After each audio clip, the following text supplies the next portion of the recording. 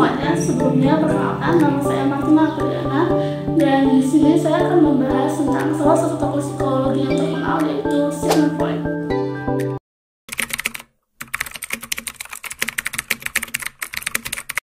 Sigmund Freud lahir di Freiburg pada tanggal 6 Mei 1856. Pada usia 4 tahun, karena bisnis ayahnya yang bangkrut, Freud pindah ke Leipzig dan kemudian menetap di Vienna.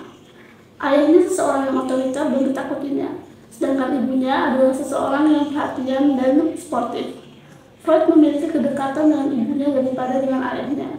Di sekolah, Freud termasuk anak yang cerdas. Ia kuliah di University of Vienna pada tahun 1872 dengan konsentrasi ilmu biologi. Pada tahun 1881, Freud menyelesaikan studi kedokterannya dan kemudian membuka praktik kedokteran. Pada tahun 1884, dia pernah melakukan penelitian mengenai kokain dan menulis artikel mengenai keuntungan kokain. Menurutnya, kokain bisa meningkatkan energi, kekuatan, dan mengatasi masalah depresi. Bukan hanya itu, Freud pun juga menggunakan kokain, bahkan merekomendasikannya kepada teman dan koleganya. Namun demikian, keyakinannya tersebut ternyata didapati tidak tepat. Kecanduan terhadap kokain justru bisa membuat orang meninggal, dan karena itulah ia mendapatkan banyak kritikan.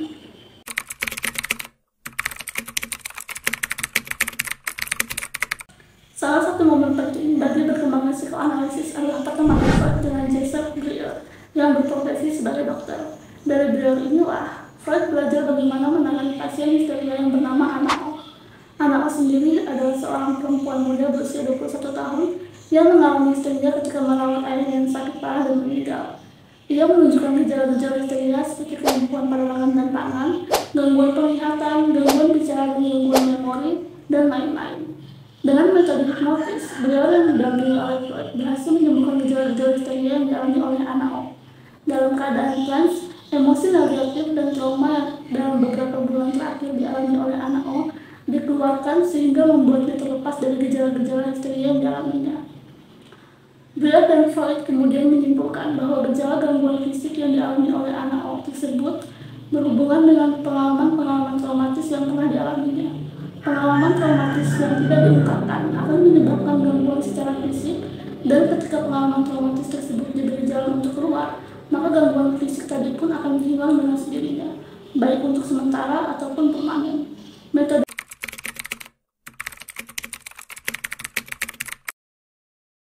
dalam menangani pasien histeria dengan menggunakan teknik hipnosis, selain dari Breuer, Freud pun belajar dari Jean-Martin Charcot di Paris dan melakukan pengamatan terhadap proses terapi pasien histeria dengan menggunakan hipnosis. Pertemuan dengan Charcot itulah yang menginspirasi Freud untuk merumuskan bahwa gangguan psikologis itu bisa bersumber dari masalah-masalah seksual. Pada tahun 1986, Freud mulai membuka praktik sendiri. Ia menggunakan beberapa metode seperti mandi, pijat, elektroterapi, dan hipnosis, dan juga katarsis. Namun karena alasan kurang efektif, adanya sebagian pasien yang tidak mau dihipnotis atau menolak apa yang diceritakannya ketika trans, dan kurang berdampak untuk waktu yang relatif lama, Freud kemudian meninggalkan teknik hipnosis dan menggantinya dengan teknik asosiasi bebas atau free association. Pada tahun 1892, Freud mulai menggunakan metode free association dalam menangani pasien-pasiennya. Pada metode ini, pasien diminta untuk berbaring senyaman-nyamannya dan secara terbuka dan spontan menceritakan apapun yang ada dalam benaknya. Cerita pasien kemudian dianalisis agar apa yang direpres oleh pasien dapat diketahui, sehingga pasien bisa menyadari dan menanganinya dengan baik. Berdasarkan pengalamannya dalam menangani pasien dengan menggunakan free association ini, Freud sampai pada kesimpulan bahwa masalah seksual yang dialami pada masa kecil seringkali menjadi dasar bagi munculnya gangguan psikologis. Dan akhirnya, Freud berkeyakinan bahwa kehidupan seksual merupakan faktor penting yang dapat menyebabkan gangguan psikologis. Walaupun berbeda pendapat dengan Breuer, Freud tetap menyimpulkan bahwa motivasi seksual yang tidak didasari merupakan faktor penting yang mempengaruhi kehidupan seseorang.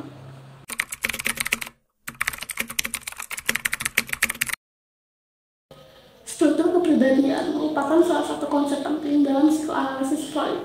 Struktur kepribadian tersebut dianggap berpengaruh besar terhadap keunikan dan bagaimana seseorang berperilaku. Awalnya, Freud menyebutkan ada tingkatan kesadaran, yaitu ada kesadaran atau conscious, prakesadaran atau preconscious, dan ketidaksadaran atau unconscious. Kesadaran menunjuk pada apa-apa yang disadari dalam suatu waktu tertentu. Prakesadaran menunjuk pada apa-apa yang tidak disadari tapi mudah disadari kembali. Dan ketidaksadaran menunjuk pada hal-hal yang direpress ke dalam ketidaksadaran dan untuk menyadarinya kembali itu tidak mudah. Dalam perjalanannya, Freud kemudian merevisi pandangan tersebut. Menurut Freud, struktur kepribadian manusia itu terdiri dari 3 elemen, yaitu id, ego, dan superego.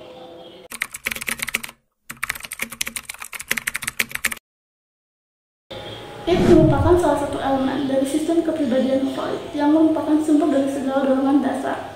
Dorongan yang bersumber dari id tersebut sifatnya primitif dan tidak disadari, seperti lapar, haus, dan seks, serta selalu berupaya untuk dipenuhi. Selanjutnya yaitu superego.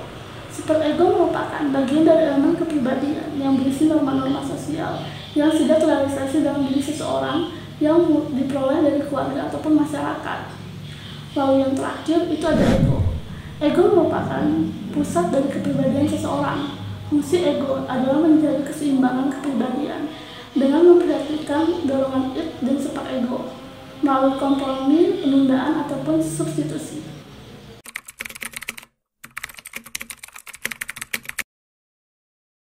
Ketika dihadapkan pada situasi yang tidak bisa diatasi, ego akan mengalami kecemasan. Kecemasan tersebut sebetulnya bersifat biologis yang merupakan mekanisme adaptasi ketika ego tidak lagi sanggup mengatasi situasi. Kecemasan itu tentu tidak menyenangkan. Untuk itu, ego berupaya melakukan pertahanan diri. Mekanisme pertahanan diri tersebut berlangsung secara tidak disadari, menimbulkan rasa puas dan mendistorsi realitas. Ada beberapa mekanisme pertahanan diri yang biasa dilakukan oleh ego, yaitu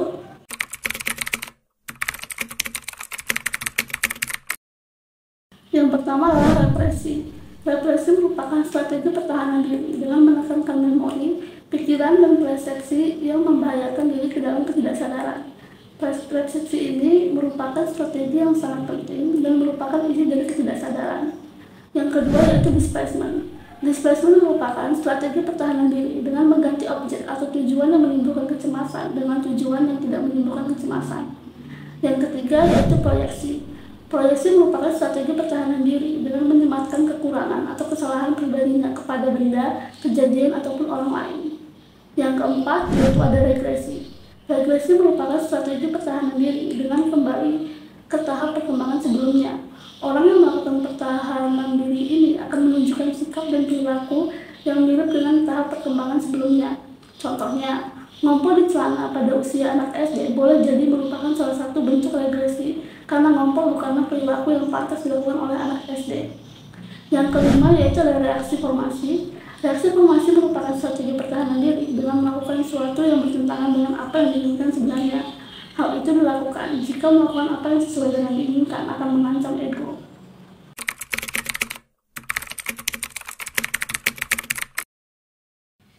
Menurut Freud, manusia mengalami tahap-tahap perkembangan psikoseksual yang setiap tahapnya memiliki sumber kepuasan seksualnya.